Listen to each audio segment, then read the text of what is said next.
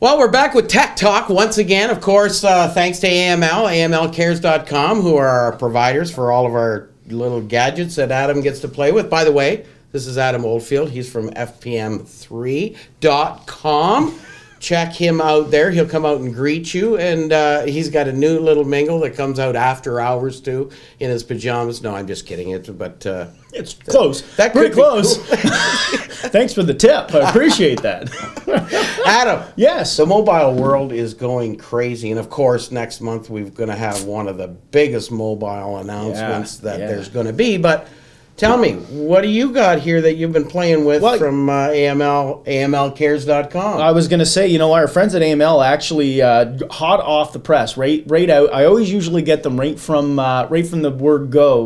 AML Communications gives me. Well, I usually bug the snot out of them, and then they tend to say, "Fine, it's here. Come get it." Anyway, yes, you do that to a lot of people. I do actually. Now that you mention it, I think I pretty much covered off a lot of annoying points. I've got in my hands here the HTC 8X, and I also got the new Nokia. Now, we showcased the Nokia 800 series when we did our Tech Talk. This is the new 900 series, the 920.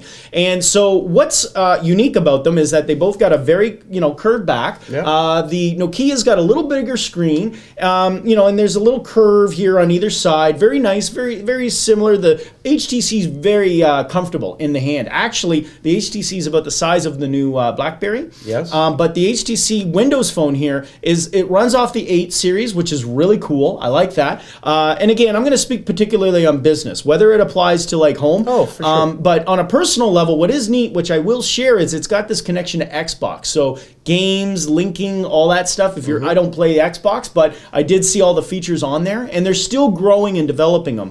But you've got interfaces that are running on a multi-platform system. So you've got the ability now of these squares. All these little squares are changing and adjusting and so forth. One thing with the phone directly on the Nokia is that it's got the turn-by-turn navigation, which is really, really neat. And why that's important is mobile is growing. It is exploding. And you're on the road. You got to know where to go. And this is like the all-in-one. So we've got the 3D graphic of the new maps, which is very important because, again, I've got my Galaxy here, and it's running the Android, which we saw turn-by-turn on Android has been around for a while. Windows coming out with the mark right away with turn-by-turn on the Nokia is fantastic. And it is very neat. It gives you direct instructions and so forth. My only challenge was immediately I love voice recognition. Again, in business, typing on flat screens was a bit of a, going from a hard keyboard to a flat screen has been a bit of an adjustment. So I like the whole voice recognition. I like the fact that I can speak. It puts my dialogue in text. And with the Android, we demonstrated it did very well. In the Windows, first of all, it does come with it. I was a little disappointed when I turned them on. And I actually was I'm thinking to myself, oh, there's voice command like call Greg or look for, but it wasn't any real text to speech. So when I actually went in, I was kind of disappointed. Didn't see that. However, it was only until after I hit a button, the Windows button on the phone, held it down for a while, and it said, "Did you want to download?" Directly the opportunity to. No, I didn't want. So it downloaded the English version of it, and there's multiple languages. And the reasons for that is primarily so you don't bombard the phone with every language of speech recognition. So you have to actually preload it. Now, once you do that, you can get into your email program directly.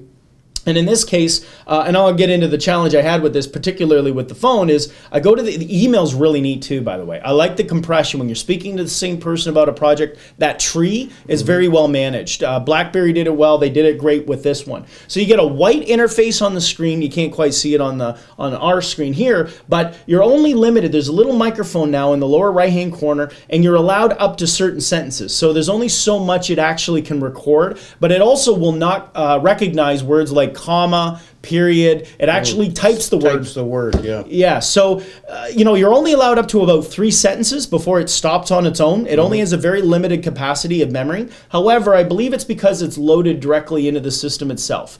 I don't believe, whereas the Android needs a wireless or a connection you need to be connected to recognize. So it's probably limitation, and it's new. So I can't knock them for the fact they're coming out of the gates right away with that voice recognition. I'm pretty impressed. Limited to what it can do? Yes, of course. Now, every time you finish a sentence, it puts a period.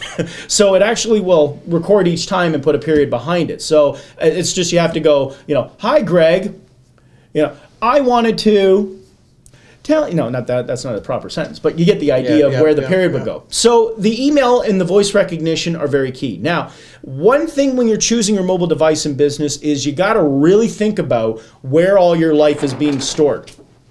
So you got to think, okay, is my life being stored in Google? Is it being stored in Windows? Where is your life being stored? So if it's in Google directly, then you're probably going to want to go, like I'm talking about calendar, contacts, Gmail. Android's probably going to be your source of option. I was loading the Windows Phone, and because I am on a currently Android system, I tried to load the Gmail, which my contacts and my calendar are on the program. But what happened was my email, which is adam@fpm3.com, is on my own local server. It was confusing my email with my Gmail. And what happened was it said, oh, we can let you have your contacts and calendar, but you have a conflict because there's 2 email addresses. Never had that problem with Apple, Blackberry, or Android. Windows, however, can't let you load 2 email sources. So it was good to have 2 Windows phones. So the HTC was my phone, which had my contacts and my calendar, and then I had the Nokia running my email.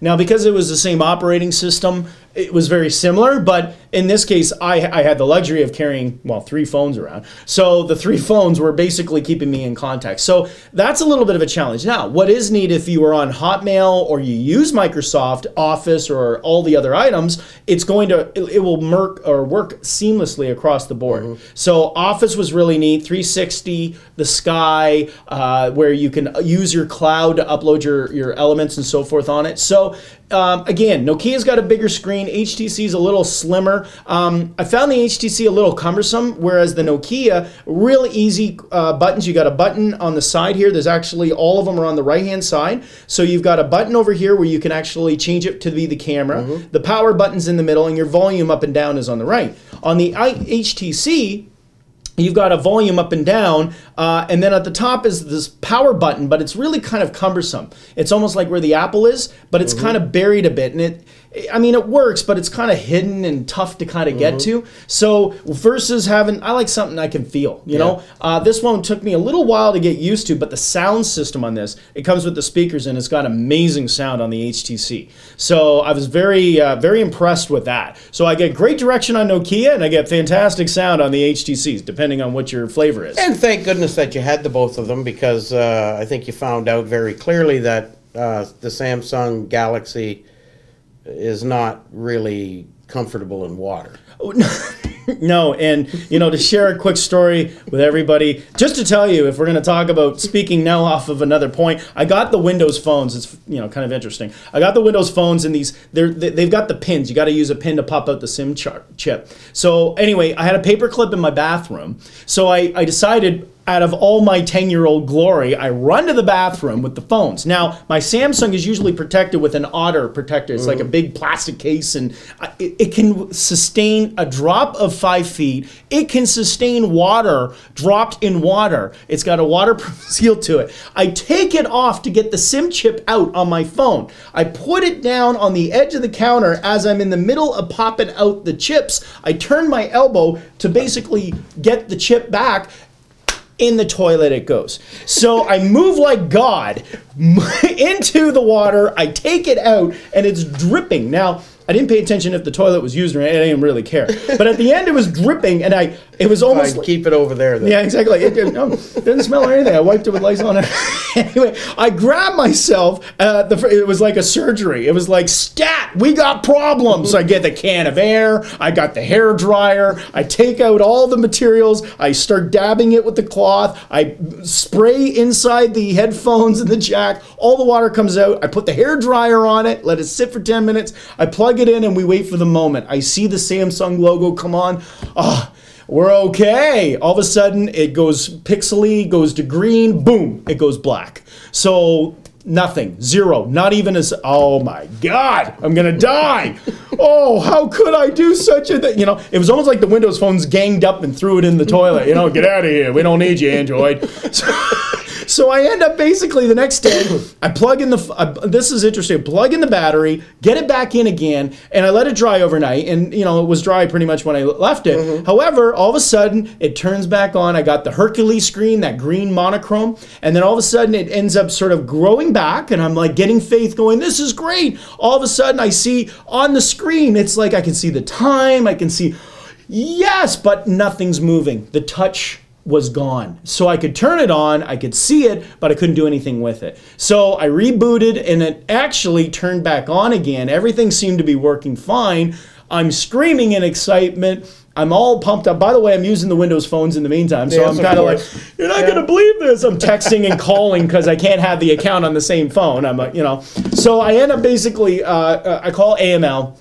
And I'm like, okay, I'm a fool. And, you know, I can't believe I did this, so on and so forth. But what happened was it came back on and it's working fabulous. So the point is, this light little phone, not that I'm plugging the Galaxy or anything like that, but at the end of the day, I don't know whether I got it in time or whether it can really sustain it, but I went on Samsung's website on their Facebook and I commented on what happened, and they actually wrote me back. So very nice. Yeah, said, "Wow, good job. You're a little bit of a fool for dropping it in water, but you know, good for you." So anyway, way to react quickly and get your hand in the toilet. I was only ready to throw one in the water. I'm not ready to throw, you know, the new babies. No, I think AML might have a little problem. So I'm kind of happy with this. So I'm just going to keep the Samsung off to the side. So, but what is neat as well is that, you know, just to share with you some of the information that's going on in mobile, which we talked about, the turn by turn. It was just announced that Apple got rid of their chief gentleman that was handling the mapping software for OS 6. As we know, you know, we had Cook stand up and make apologies because the software wasn't up to snuff of what Apple was. So they made some changes. He's out of the picture. Google, by the way, is about to come out. You know, they've been giving a little bit of a flack. They're coming out with an OS that will work with the Apple phone, and it will have turn by turn. So the question is, can Apple get all these engineers and TomTom to get up to speed quick enough before Google says, look, we've solved your problem, just go with Google. So it would be interesting to see what happens from there. Obviously, we got the turn-by-turn side and what will happen. Now, on a side note, the one that I don't have here is, of course, the Blackberry. Yes. And I just want to touch on why that's cool and why it's going to be neat is that I am excited about the new Blackberry because they showed a demonstration on Wednesday last week, and it actually crashed. And that normally would be a bad situation, except, you ready? The applications now run so independent, the app was rebooting, not the phone. So while you were saying, okay, the program crashed, it's going to reboot, you can go off and do other things. So go to your calendar, write an email, if that's the program that didn't crash, maybe it was your map or otherwise. So it really is running on a full independent system. Very interesting in what they're going to be. Now, that was only one point they showed, but it's very easy, very seamless. You can switch between personal to business. I can't wait until I actually can see this thing in action. Yeah, I can't wait to.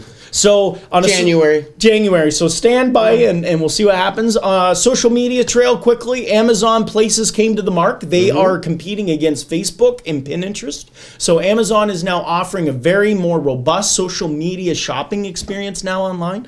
As well, privacy issues. As of December 31st, you will be getting probably some notices from your credit cards. Take note because Canada is still the only country that really does give you privacy. And all other countries, the US otherwise, they actually don't have as much protection as we have in this country. So in the statement you'll be getting in your credit card, it actually says, please note, your information may be used or shared with third-party sources from Mexico, Philippines, India, and the United States. Why that's important and why it's critical they have to do this is that these parties that are out in other sources, if they go bankrupt, if they get closed, or if the governments want access to that information, they're entitled to it. And your information is in that mix if you do business with them. So keep in mind, you might want to keep an eye out on where and what your information is being stored on.